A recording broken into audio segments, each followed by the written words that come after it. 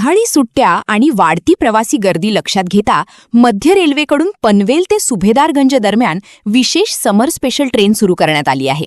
मुंबई आणि उत्तर प्रदेश दरम्यान प्रवास करणाऱ्या प्रवाशांची संख्या मोठ्या प्रमाणावर वाढत असल्याने रेल्वे प्रशासनाने अतिरिक्त फेऱ्यांचा निर्णय घेतला आहे.